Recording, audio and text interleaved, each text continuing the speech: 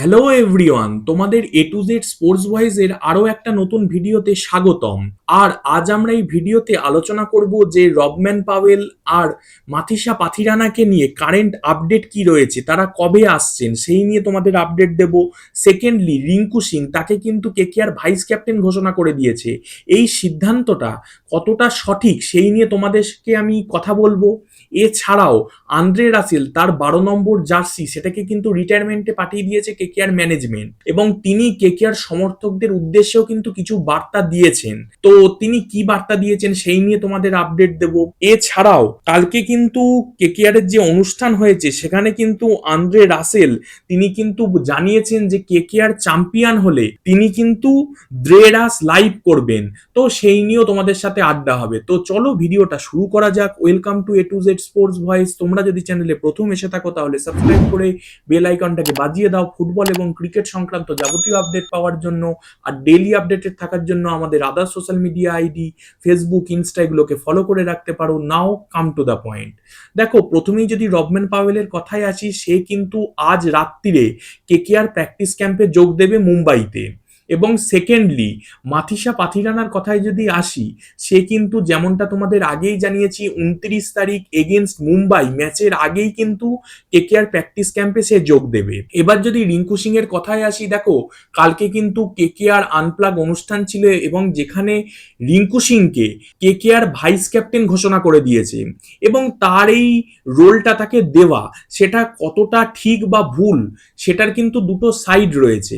Positive সাইডটা আগে তোমাদের বলি। পজিটিভ সাইডের দিকে তাকালে আমরা দেখবো, দেখো রিঙ্কু সিং সে কিন্তু এই ফ্র্যাঞ্চাইজি হোমগ্রোন প্লেয়ার, সুতরাং তাকে কিন্তু ফ্র্যাঞ্চাইজিটাকে নতুন করে চেনাতে হবে না, তাদের নীতি নৈতিকতা নতুন করে চেনাতে হবে না।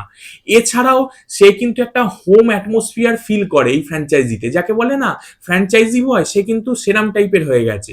সুতরাং তার কাছে এগুলো নতুন কিছু নয় বা আলাদা চাপ থাকবে না যে মানিয়েও নিতে হবে আবার ভাইস ক্যাপ্টেন্সিও করতে হবে, এরম ব্যাপার তার কাছে থাকবে না। থার্ডলি, কেকেআর এর কোচ অভিষেক নায়ার এবং সিইও ভেঙ্কি মাইসোর দুজনকেই কিন্তু তিনি ভালোভাবে চেনেন, এবং দুজনই কিন্তু তাকে খুব হেল্প করেছে তার কেরিয়ারের গ্রো এর ক্ষেত্রে।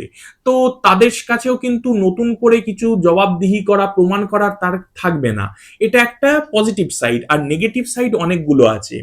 আমি দেখো ফার্স্টলি মনে করি ক্যাপ্টেন কাউকে তৈরি করা যায় না। যে ক্যাপ্টেন হয়, ক্যাপ্টেন সত্তাটা তার মধ্যে থাকে। সেটা তুমি MS ধোনি বলো, রোহিত শর্মা বলো, কিংবা কেকেআর এর আগের ক্যাপ্টেন শ্রেয়াস আইয়ারই বলো না কেন, যে কিন্তু দিল্লিকে ফাইনালে নিয়ে গেছিল আইপিএল এর, কেকেআর কে আইপিএল ফাইনাল জিতিয়েছে, আইপিএল চ্যাম্পিয়ন করেছে, এবং পাঞ্জাবে গেছে, সেখানে কিন্তু কোচিং সেটআপ কোচ সব চেঞ্জ হয়ে গেছে, তারপরও কিন্তু সে পাঞ্জাবকে ফাইনালে নিয়ে চলে গেছিল।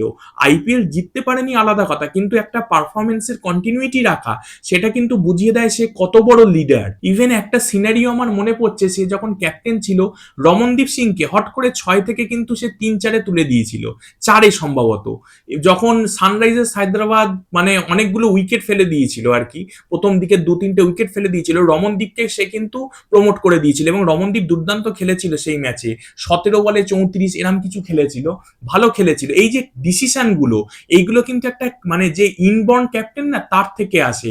ক্যাপ্টেন্সি তৈরি করা বা ক্যাপ্টেন তৈরি করে কিন্তু তুমি এই ধরনের ডিসিশন তার থেকে তুমি আশা করতে পারো না। না হলে কি হবে বলো তো, যে তুমি সাইড লাইনে বসে কাগজে লিখে দেবে, সে সেটাকে দেখে মাঠে করতে যাবে, এই জিনিসটা হতে পারে আর কি, তোমরা দেখতে পেতে পারো।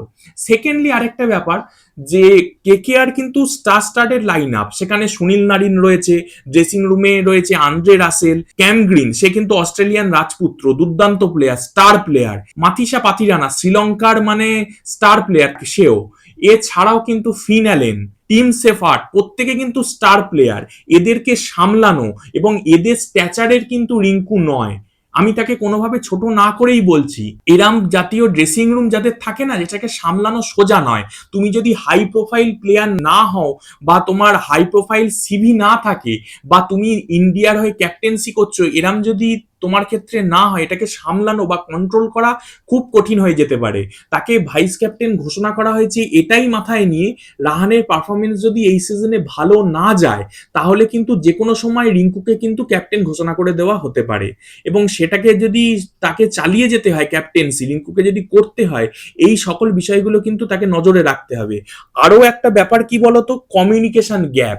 রিঙ্কু কিন্তু ইংরেজিটা খুব একটা ভালো বলে না, এবং ক্যাপ্টেন যখন তুমি হবে তোমাকে প্রেস মিট করতে হবে, অ্যাডভার্টাইজমেন্ট রয়েছে, এছাড়া তোমার টিমের প্লেয়ার, কোচিং স্টাফ প্রত্যেকের সাথে কিন্তু ভালো কমিউনিকেশন রাখতে হবে, এবং সে কিন্তু একজন ভালো কমিউনিকেটর নয়। একটা জোকস দেওয়া এক জিনিস, গডস প্ল্যান বলা আলাদা জিনিস, কিন্তু তার সাথে কমিউনিকেট করে একটা সিদ্ধান্ত নেওয়া বা একটা ডিসিশন নেওয়া, একটা ক্যাপ্টেন্সি একটা আলাদা জিনিস, সেই জিনিসটা কিন্তু তার মধ্যে আমি দেখি না।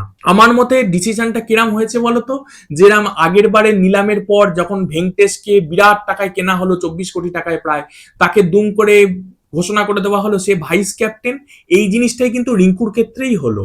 রিঙ্কুকেও কিন্তু সেই মানে প্যানিক ডিসিশন নিয়ে তাকে ভাইস ক্যাপ্টেন ঘোষণা করে দেওয়া হলো, যেহেতু রাহানেকে আমরা জানি যে থার্ড রাউন্ড যেটা অ্যাসিলারেটেড অকেশন হয় সেখান থেকে তোলা হয়েছিল, ক্যাপ্টেন্সি নিয়ে কে আর ভাবেইনি মেগা অকেশনে, যেটা বিগ ব্লান্ডার ছিল। সেটা কি কোনো মতে ভেঙ্কটেশকে দিয়ে একসময় চাপার চেষ্টা করা হয়েছিল, যখন সেটা বুমেরাং হয়ে গেছে আজকে কিন্তু রিঙ্কু সিংকে দিয়ে সেটাকে চেপে দেওয়ার চেষ্টা করা হচ্ছে। তবে আশা করি সে যেন ভালো খেলে এবং আমাদের সবাইকে ভুল প্রমাণ করে সে যেন ক্যাপ্টেন্সি করে এবং ক্যাপ্টেন্সি চান্স পায় সর্বোপরি, এবং নিজের যে ডিসিশনগুলো সেগুলো স্বাধীনভাবে সে যেন নিতে পারে, যেটা হয়তো শ্রেয়াস পারেনি, তার বক্তব্যই আমরা দেখেছি। তো সেটা যেন সে পারে এবং কেকেআর কে আইপিএল যেন চ্যাম্পিয়নও সে করতে পারে, এটা আমাদের আশা থাকবে কেকেআর সমর্থক হিসেবে। তবে কি বলতো, এখনো আমার কিন্তু কোনো কোনো ক্ষেত্রে মনে হয় আংক্রিসকে দিয়ে যখন উইকেট কিপিংটাও করাচ্ছে কেকেআর, তাছাড়াও ব্যাটিংটাও সে ভালো করে। আগের বারে আমরা দেখেছি মিড ওভারে কিন্তু একাই আংক্রিস ধরে খেলছিল এবং তার জন্যই মিডিল ওভারটা কেকেআর এর দাঁড়িয়েছিল। সুতরাং তাকে যদি ভাইস ক্যাপ্টেন করা যেত, সে হয়তো রিঙ্কুর থেকেও বয়স কম, 21 বছর বয়স, আর রিঙ্কুর হয়তো বয়স এখন 28, আমি যতদূর জানি আর কি, বা ভুল যদি না করি, তো তাকে যদি ক্যাপ্টেন করা যেত আমার মতে আংক্রিস কিন্তু রিঙ্কুর থেকে বেটার চয়েস হতো, এটা আমার মনে হয়।